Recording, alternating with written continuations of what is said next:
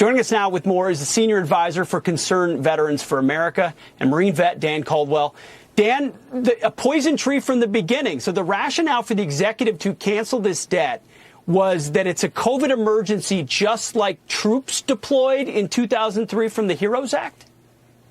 That's correct. As you pointed out, the intent of this law was to help reservists and National Guardsmen like yourself who had to walk away from their civilian jobs to deploy in support of the wars in Iraq and Afghanistan. Many of them were taking pay cuts to do this, and so it was only fair that they received some student loan debt relief. However, there is a reference in the law to national emergencies, and the Biden administration is claiming that, well, COVID is a national emergency, and therefore we have the power to do that. But here's the thing, Pete.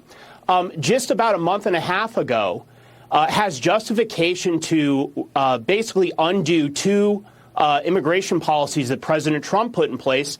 The Biden administration said, well, there's not a COVID emergency anymore, so we don't need to have the Title 42 in place or the Remain in Mexico policy.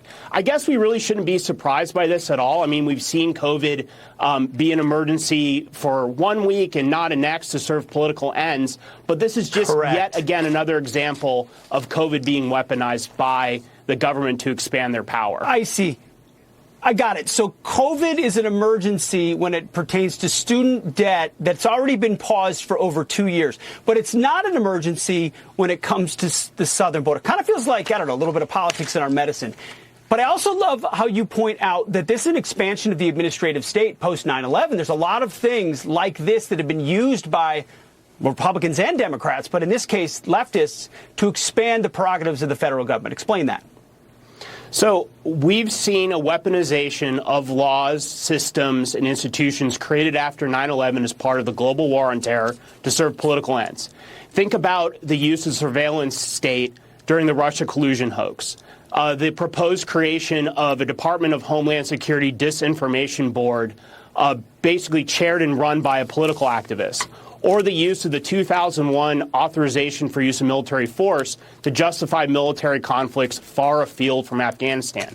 The Biden administration's use of the HEROES Act is part of that dynamic. And it's really unfortunate that these laws passed after 9/11 have been used to greatly expand executive power. And Congress really needs to rein them in, and I really hope they have the courage to do so.